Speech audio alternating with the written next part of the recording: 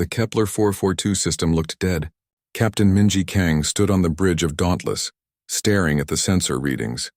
4 planets, 2 moons, and an asteroid belt. But no stations. No colonies. No ships, nothing. This cannot be right, Lieutenant Taehyung said. According to the star charts, this system should have at least 3 major settlements. Alien settlements? It did have them, Dr. Hyunwoo said quietly. He was studying different readings. Look at the second planet. Those are not natural formations.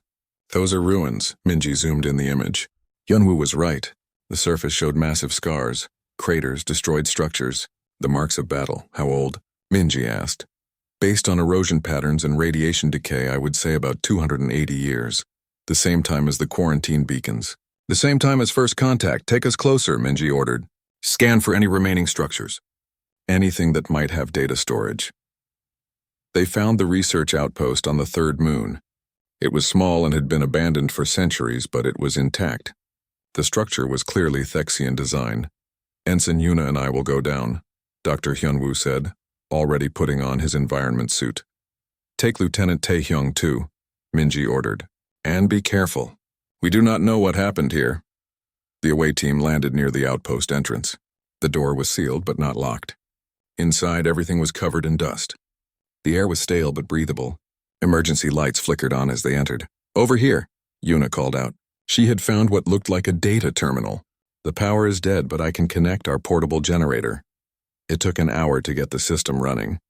The files were old and partially corrupted, but Hyunwoo was able to recover some of them.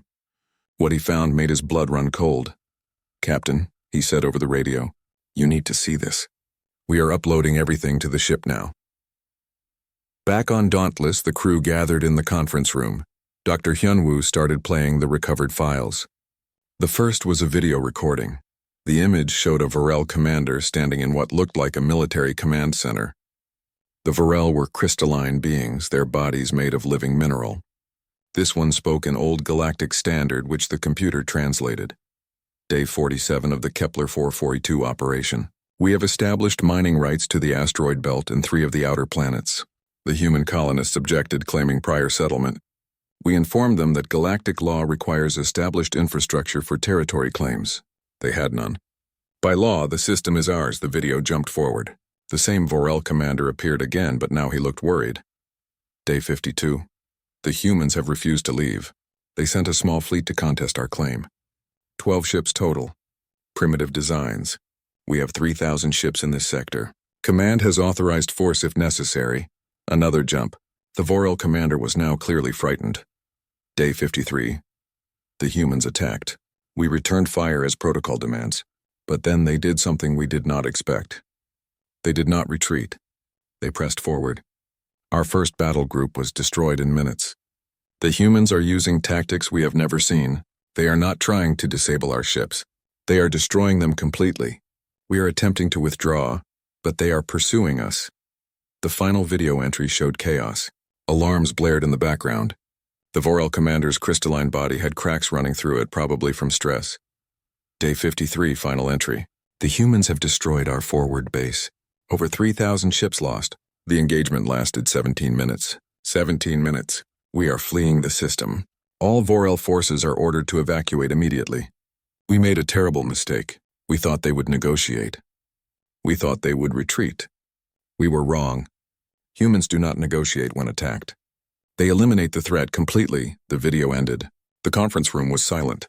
3,000 ships, Taehyung finally said.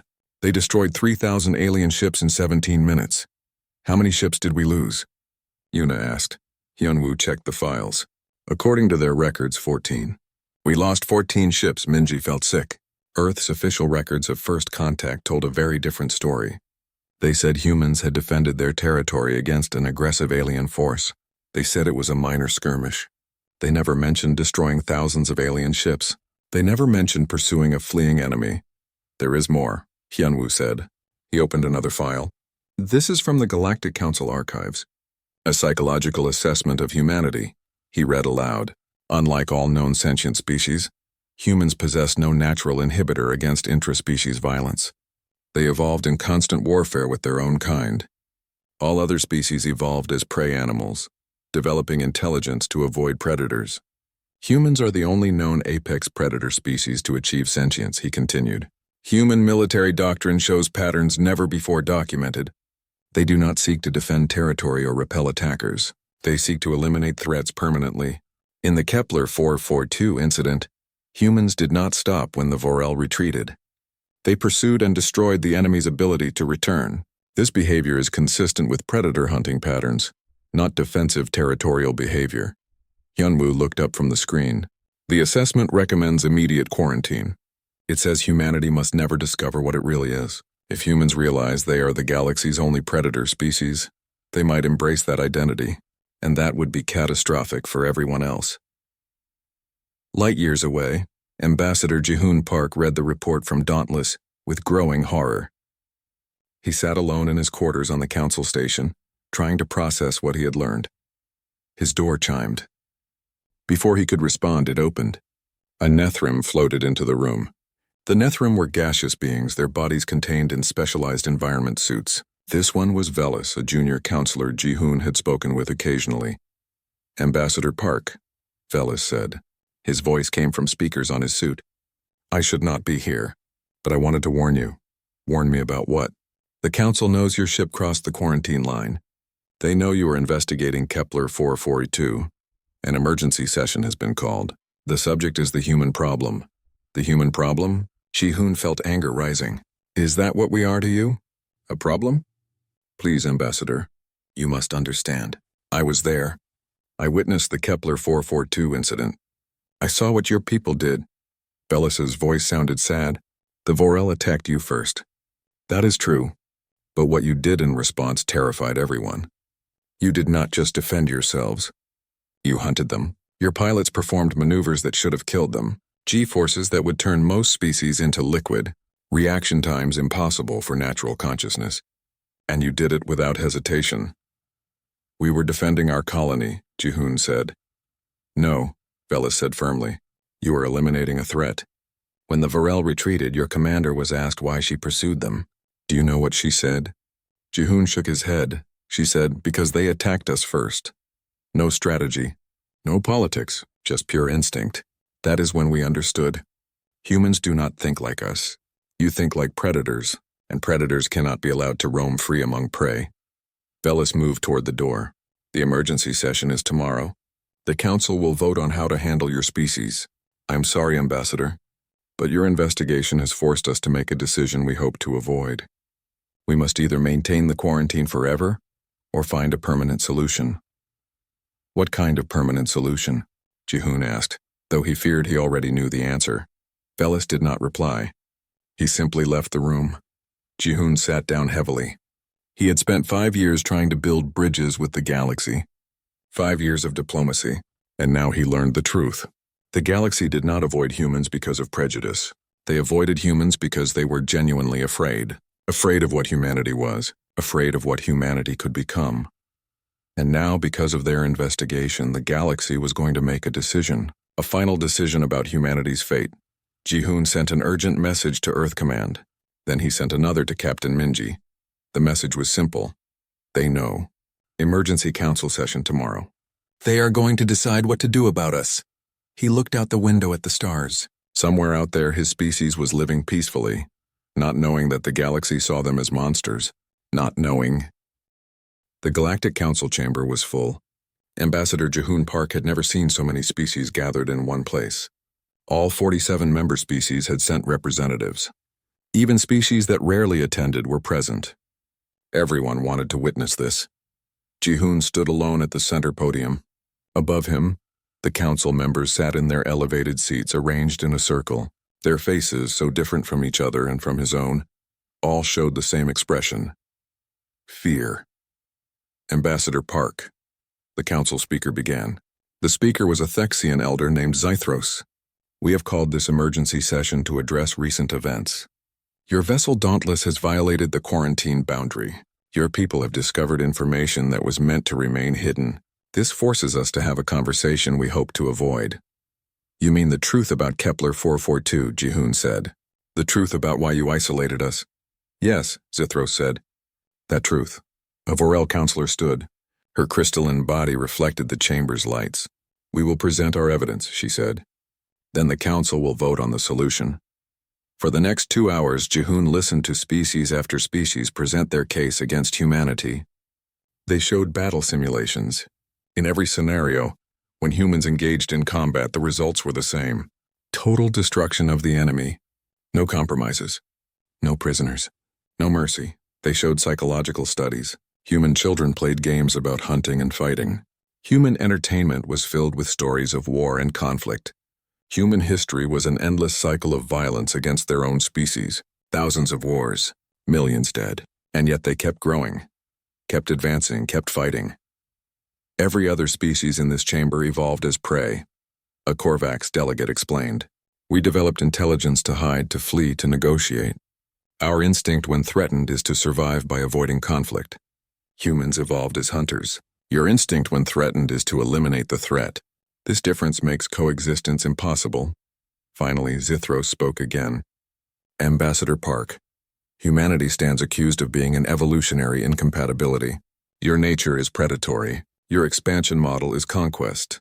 Your solution to problems is violence. The quarantine was meant to protect the galaxy from you, and protect you from yourselves. But now you have discovered it.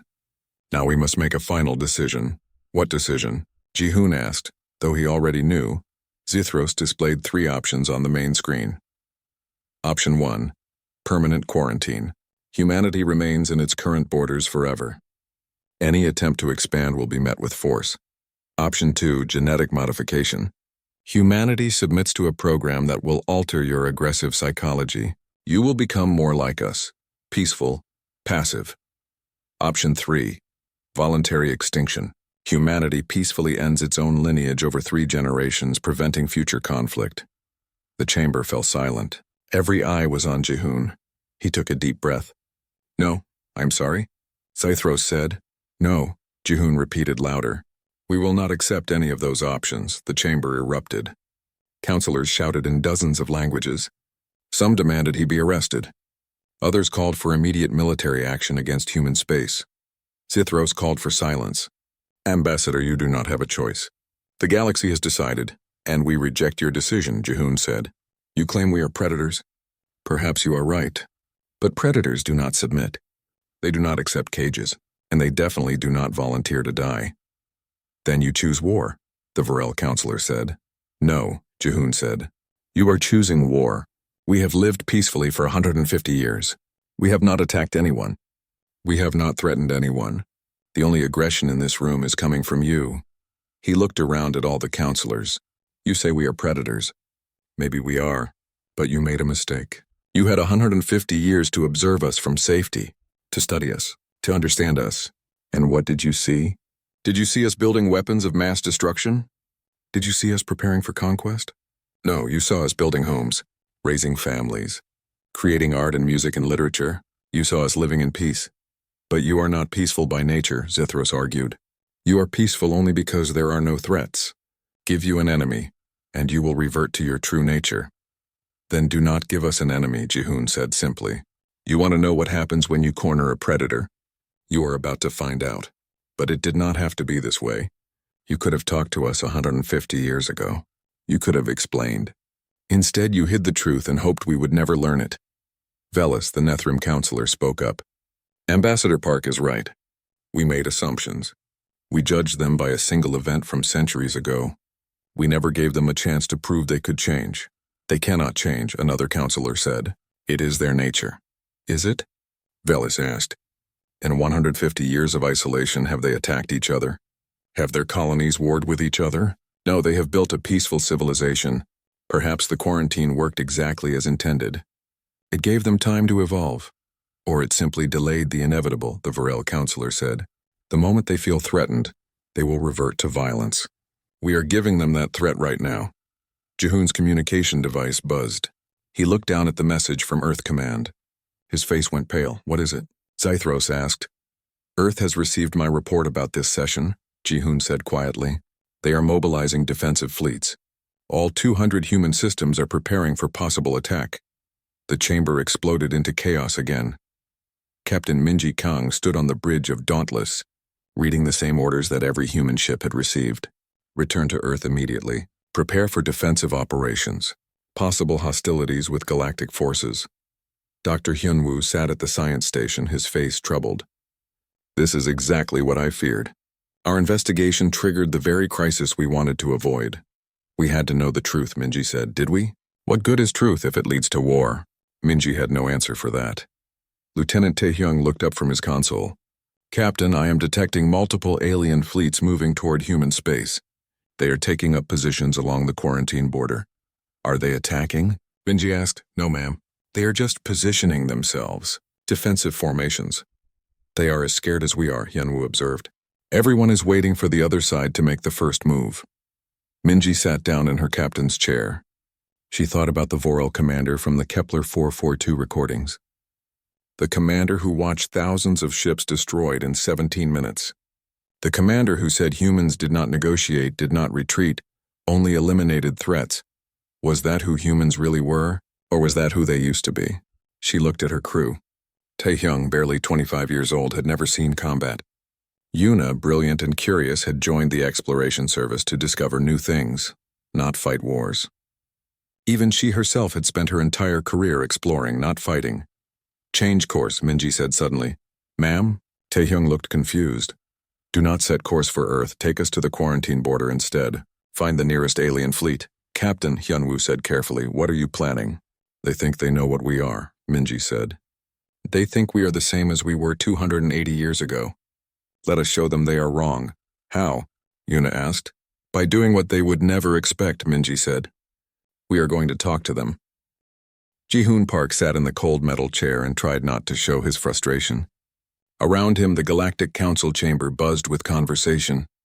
Dozens of alien species talked among themselves, their voices mixing into a strange symphony of clicks, whistles, and words. But none of them talked to him. He had been Earth's ambassador for 5 years now. 5 long years of trying to build relationships with alien civilizations. 5 years of watching every proposal get politely rejected. Trade agreements, postponed. Scientific exchanges, under review. Cultural visits, maybe next year. The Thexians would share technology with the Vorel. The Nethrim would sign treaties with the Korvax. Everyone did business with everyone else.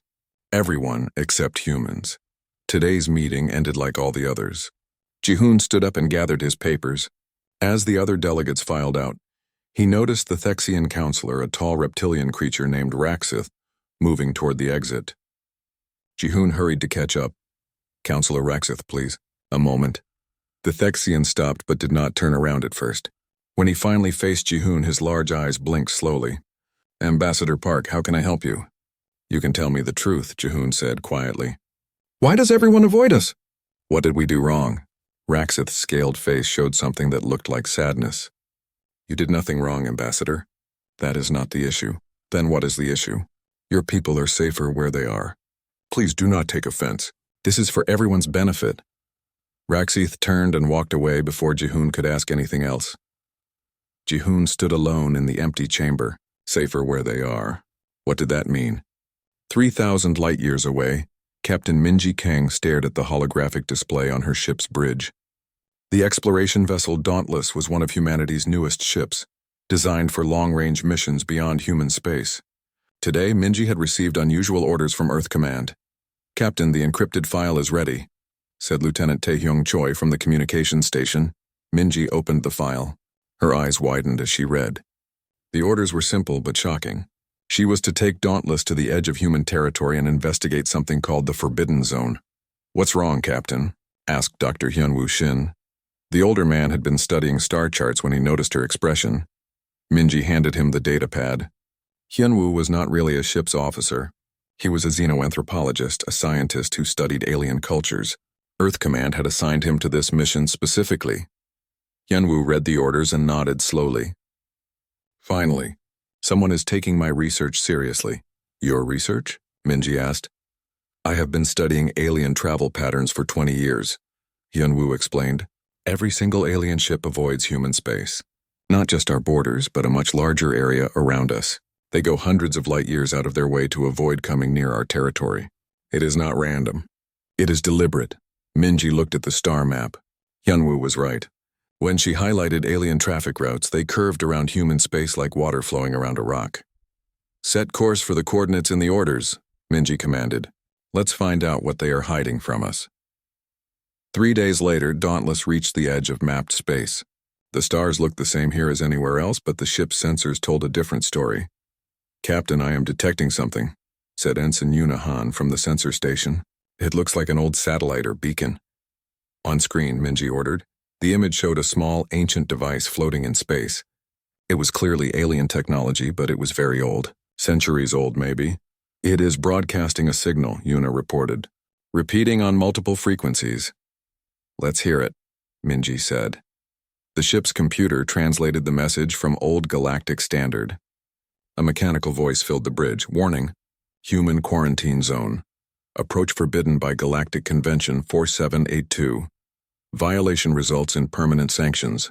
Warning, human quarantine zone. The message repeated. Everyone on the bridge fell silent. Quarantine? Lieutenant Taehyung said quietly. They quarantined us? Minji felt anger rising in her chest. How long has this been here? Yuna checked her instruments. Based on the technology and decay rate, I would estimate about 280 years, Captain. 280 years, Minji repeated. Since right after first contact, Dr. Hyunwoo moved closer to the screen, studying the beacon. This explains everything. The isolation. The rejected proposals. They have been treating us like a disease since the beginning. But why? Taehyung asked. What did we do? That is what we need to find out, Minji said. She turned to her crew. Scan for more beacons. There must be others forming a perimeter. I want to know exactly where this quarantine zone begins and ends. Over the next several hours, they found dozens more beacons, all ancient, all broadcasting the same warning. Together, they formed a sphere around human space, much larger than humanity's actual territory. Captain, Hyunwoo said, pulling up data on his tablet. I found references to something called the incident at Kepler 442 in some old alien databases. The references are fragmented, but they all date to around the same time these beacons were placed. Kepler 442, Minji said. That is one of our early colony systems. What kind of incident? The files are damaged or encrypted. I cannot tell. But whatever happened there, it scared the entire galaxy. Minji looked at the star map again. Kepler 442 was marked in blue, a thriving human colony. Nothing special about it. Nothing dangerous. Just normal people living normal lives. Send a message to Ambassador Park, Minji ordered. Tell him what we found. Then plot a course deeper into neutral space. If we want answers, we need to go where the aliens will talk. Captain, Yuna said nervously. Going beyond the beacons means crossing the quarantine line. Earth Command did not authorize that. Minji stood up from her chair. Earth Command sent us here to investigate. That is what we are doing. Besides, we need to know the truth. Why is the galaxy afraid of us? She looked at each member of her crew. Prepare the ship. We crossed the line in 1 hour. When Dauntless passed the invisible boundary, something strange happened. Every alien ship within sensor range immediately changed course. Ships that had been traveling peacefully suddenly accelerated away in all directions, like fish scattering from a shark. They are running from us, Taehyung said in disbelief. Dr. Hyunwoo watched the sensors carefully. Not just running, fleeing, look at those acceleration rates. They are pushing their engines to maximum power. Minji felt a chill run down her spine. The galaxy was not avoiding humans out of prejudice or politics. They were not being cautious or careful. They were terrified. What did we do? She whispered to herself. What did we do to make them this afraid? The negotiations took 6 months. Ambassador Ji-hoon Park sat across from representatives of 47 species, working through centuries of fear and misunderstanding. There were difficult moments, arguments, walkouts, times when it seemed like everything would fall apart. But they kept talking. And slowly something changed. The turning point came when a young Varel diplomat named Senna stood before the council. She had not been alive during Kepler 442, but she had studied it extensively. We have been arguing about what humans are, Senna said, but we are asking the wrong question. The right question is, what can we become together? For 10,000 years, this galaxy has been peaceful, but it has also been stagnant. We avoid conflict so completely that we also avoid growth. We have forgotten how to take risks, how to face challenges, how to push forward. She gestured to Ji-hoon. Humans terrify us because they do things we cannot imagine. They take risks. They confront threats instead of fleeing. They push themselves beyond what seems possible. Yes, this led to violence in their past, but it also led to incredible achievements. What if we could learn from them? What if they could learn from us? We could teach them restraint. They could teach us courage, and if it fails? An older counselor asked. If we remove the quarantine and they revert to violence, then we deal with it together, Senna said. But I believe 150 years of observation has shown us the truth. Humans can control their nature. They have proven it. Now we need to prove we can control our fear. The vote was not unanimous. Some species remained opposed, but the majority agreed. The quarantine would end. Humanity would join the galactic community, but with conditions. The Kepler Accord was signed on a space station at the exact point where Captain Minji's ships had first powered down their weapons. The symbolism was deliberate. This was where trust began. The treaty had 5 main points. First, the quarantine was officially ended. Human space was recognized as sovereign territory, with full rights to expand and trade. Second, humanity agreed to military oversight. For the next 50 years, any military deployment beyond defensive operations required Galactic Council approval. It was not perfect, but it was fair. Both sides were taking risks. Third, a joint research initiative would study how predator and prey evolutionary backgrounds shaped civilization. The goal was to learn from each other, not change each other. Fourth, humanity gained 3 permanent seats on the Galactic Council, not equal to the other 47 species, but enough to have a real voice. Fifth, the Kepler 442 incident was formally memorialized, not to shame humanity, but to remind everyone that first contact requires understanding, not assumption. Jihoon signed the document with a pen made from metal salvaged from one of the old quarantine beacons. The symbolism was not lost on anyone. They were building something new from the ruins of old fear. Captain Minji accepted a new position as Galactic Defense Coordinator. Her job was to integrate human military thinking with galactic peacekeeping. It was challenging work. Most galactic forces had never trained for offensive operations. They did not understand human concepts like aggressive defense or strategic deterrence. But slowly, they learned. And humans learned too. They learned that not every problem required a military solution. That sometimes patience was stronger than force. That knowing when not to fight was as important as knowing how to fight. One day, Minji stood in a training facility watching human and Thexian pilots work together on combat simulations. The Thexians were learning human maneuvers. The humans were learning Thexian strategic thinking. They were creating something entirely new. Commander Raxoth, who had been her opponent at the border standoff, was now her colleague. He approached her as the training session ended. "I was wrong about your people," Raxoth admitted. "You were not wrong," Minji said. "You were cautious. That was reasonable given what you knew, but you were willing to learn. That is what matters." "Do you ever think about Kepler 442? Raxoth asked. "Every day," Minji said honestly. "That event defined how the galaxy saw us for centuries. We cannot change what happened, but we can make sure it never happens again. Not because we are weak, but because we choose to be better." Dr. Hyunwoo established the Institute for Evolutionary Relations. Scientists from dozens of species came to study how different evolutionary paths shaped behavior, culture, and civilization. The research was groundbreaking. They discovered that prey species had advantages humans lacked: better pattern recognition, more sophisticated social structures, superior risk assessment. Meanwhile, humans excelled at rapid decision-making under pressure, creative problem-solving, and sustained performance under stress. "We are not better or worse than each other," Hyunwoo explained in a lecture that became famous across the galaxy. "We are different tools shaped by different challenges. A hammer is not superior to a screwdriver. They serve different purposes. The same is true for our species. Together, we are more capable than any of us could be alone." His most important finding was simple but profound. Instinct is not destiny. Every species, regardless of evolutionary background, could choose to act against their instincts. The question was not what you were born as, but what you chose to become. 5 years after the Kepler Accord, Ambassador Jihoon Park was elected chairman of the Galactic Council. He was the first human to hold the position. The vote was not close. Even species that had opposed ending the quarantine voted for him. In his acceptance speech, Jihoon spoke simply. 150 years ago, you built a wall around my people because you were afraid. I cannot blame you for that fear. It was based on real events and real concerns, but today you have chosen to trust us. That trust is the most valuable thing humanity has ever received. We will honor it. He paused, looking around at the assembled delegates. I have learned something during these years. Being strong does not mean using your strength. It means having the strength to choose not to use it. That is what humanity has learned. That is what we will continue to practice. Not because you force us to, but because it is who we have chosen to be. The first joint colony was named Unity Prime. It was established in what used to be the quarantine zone, on a planet that both humans and Varel had helped terraform.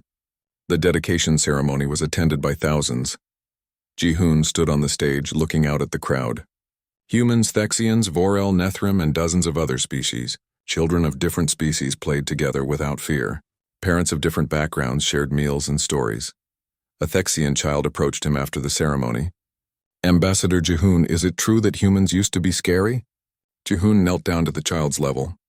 We used to be dangerous. But we learned something important. Being strong does not mean hurting others. It means protecting them. That is what makes us human now. The child seemed satisfied with this answer and ran off to play with friends. Dr. Hyunwoo joined Jihoon, watching the children. This is why the quarantine worked. Not to cage us forever, but to give us time to grow up. Captain Minji, also present for the ceremony, nodded. And now that we have grown up, the galaxy finally understands. We do not enter other species' space to conquer or threaten. We respect boundaries. We have learned that true strength is not about dominance. It is about choice. Velis floated over to join them. The Nethrim counselor had become one of humanity's strongest allies. I was wrong about many things, he said. But I was right about one thing. The quarantine gave you time to evolve. You took that time and used it to become something the galaxy had never seen. A predator species that chooses peace. Not just chooses peace. Jihoon corrected gently. Builds peace. There is a difference. Choosing peace is passive. Building peace is active. It requires work every day. That is what we are doing here. All of us together. 20 years after the Kepler Accord, the galaxy had changed in ways no one could have predicted. Human innovation had revitalized stagnant technologies. Galactic wisdom had refined human aggression into focused determination. Together, they had faced threats that no single species could have handled alone. The old quarantine beacons were repurposed as historical markers. Their messages were changed to read, "Here stood the silent border, a barrier built from fear, dismantled through understanding. Let all who pass remember, our differences make us strong, but our choices make us civilized." In schools across human space, children learned about Kepler 442, not as a moment of shame, but as a lesson. They learned that instinct is powerful, but choice is stronger. They learned that their ancestors were shaped by violence, but chose to build peace. They learned that being human meant carrying the capacity for both, and choosing the better path. The galaxy finally understood why no species enters human space anymore. Not because it was forbidden, not because humans were dangerous, but because there was no need. Humans had proven they could be trusted. They had earned their place among the stars not through force but through choice. And in doing so, they had taught the galaxy something important. Evolution shaped what you are, but character determines what you become. Humanity was born as predators, but they chose to become something more, something better. Partners, protectors, proof that nature is not destiny. The galaxy had learned to stop fearing what humanity was, and started appreciating what humanity chose to be, and that made all the difference. The standoff had lasted 4 days. Captain Minji Kang watched the Thexian fleet on her main screen. 37 ships held position just beyond the quarantine border. They had their weapons charged but had not fired. Behind them, more alien fleets waited. Vorel, Korvax, Nethrim, dozens of species all watching nervously. On the human side, 6 exploration vessels had joined Dauntless. Not warships, just exploration vessels with minimal weapons. Against 37 alien warships, they should have been terrified. But they were not here to fight. Still no response to our communication requests, Lieutenant Tai Hyung reported. They are afraid to talk to us, Dr. Hyunwoo said. In their minds, talking to a predator is the first step to being hunted. Minji opened a direct channel to Earth Command. "This is Captain Kang. I am requesting permission to make a unilateral gesture." Admiral Sujin Lee appeared on the screen. She looked tired. The entire human military had been on alert for days. "What kind of gesture, Captain?" "I want to stand down our ships, power down weapons, show them we are not here to fight." The Admiral was silent for a long moment. "Captain, if you do that and they attack, your ships will be defenseless." "I know, ma'am. But someone has to take the first step. They think we are monsters. Let us show them they are wrong." Admiral Lee looked at someone off-screen, then back at Minji. "Permission granted. But Captain, if this goes wrong, you will have about 30 seconds to power your weapons back up. Make sure your crew is ready." "Understood, ma'am." Minji turned to her crew. "Power down all weapons. Broadcast our status on all channels. I want them to see exactly what we are doing." "Captain, are you sure about this?" Ensign Yuna asked. "No," Minji admitted. "But Dr. Hyunwoo's research showed us the truth. Every species in this galaxy evolved from prey animals. Their instinct is to flee from danger. Our instinct is to eliminate danger. For 150 years we have been fighting against that instinct. Now we need to prove it." The lights on the bridge dimmed as the weapons systems powered down. On the main screen, the status displays showed all 7 human ships doing the same. Defenseless. Minji opened a wide-band transmission. "This is Captain Minji Kang of the human vessel Dauntless. We have powered down our weapons. We are not here to fight. We are here to talk. You have watched us for 150 years. You know what we were. Now watch what we have become." On the bridge of the Thexian flagship, Commander Raxoth stared at his screens in disbelief. The human ships had actually powered down their weapons. All of them. They were completely vulnerable. "It is a trick," his tactical officer said. "They can power up again in seconds." "Maybe," Raxoth said. "But why would they? They know we outnumber them. They know we are ready to fire. This makes no tactical sense." "Unless they are not thinking tactically," his communications officer suggested. "What if they are thinking diplomatically?" Raxoth thought about the Kepler 442 incident. The stories passed down through generations of Thexian military. Humans were supposed to be relentless, aggressive, elimination-focused. Yet here they were, making themselves vulnerable. "Asking to talk. Open a channel," Raxoth ordered. "Sir?" "You heard me. Open a channel to the human captain." Back on the council station, Ambassador Ji-hoon Park received an urgent message from Velis. The Nethrim counselor wanted to meet privately. Again. They met in one of the station's observation decks away from the crowded council chambers. Through the massive windows, stars stretched endlessly. "I have been reviewing something," Velis said without greeting. "The quarantine was never supposed to be permanent." "What do you mean?" Ji-hoon asked. "I found the original documents from the council session that created the quarantine. Most people think it was meant as a permanent solution, but that is not true. It was an experiment. An experiment in what? In evolution. The counselors who voted for the quarantine believed something radical. They believed that a predator species could develop prey species morality if given time without external threats. They wanted to see if humans could change." Ji-hoon felt a chill. "So we were laboratory subjects?" "Yes," Velis admitted, "but also something more. The council studied you closely during the isolation. Every time humans faced scarcity, you fought wars. Every time you had abundance, you expanded peacefully. The pattern was clear. Your aggression was environmental, not absolute." "Then why did the quarantine continue?" Ji-hoon asked.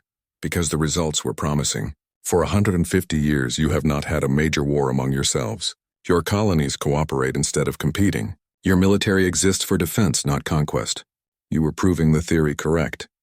You were changing, but then you discovered the quarantine, and the council's fear returned. What would humans do when they learned they had been caged? Would you revert to your old nature? Would you see the galaxy as a threat and respond the only way predators know how?" Ji-hoon looked out at the stars. "So this whole crisis exists because you are afraid we will become what you always thought we were?" "Yes," Velis said. "It is a self-fulfilling prophecy. We fear your nature, so we cage you. You discover the cage and feel threatened. The threat brings out your nature, and the cycle continues. How do we break the cycle?" Ji-hoon asked. "You already are," Velis said.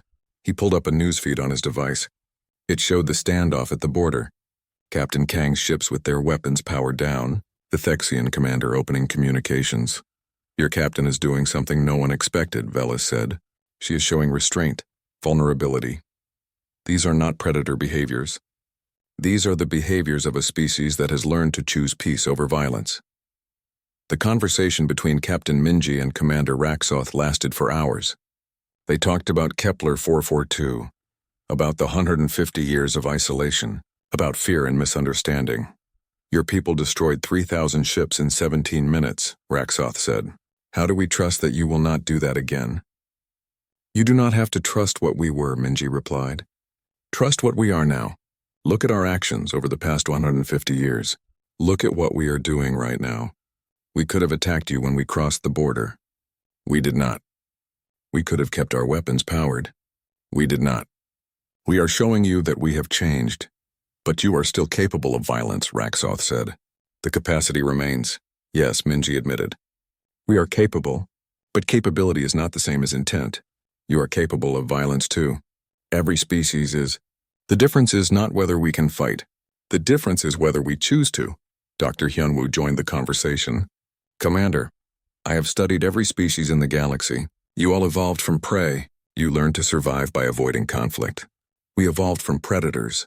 We learned to survive by confronting conflict. Both paths led to intelligence. Both paths led to civilization.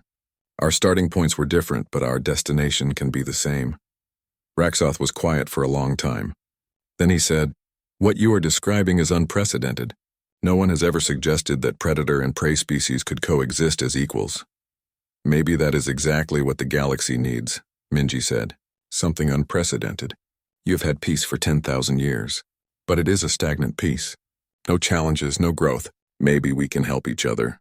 You can teach us restraint. We can teach you courage. Or we could destroy each other, Raxoth said.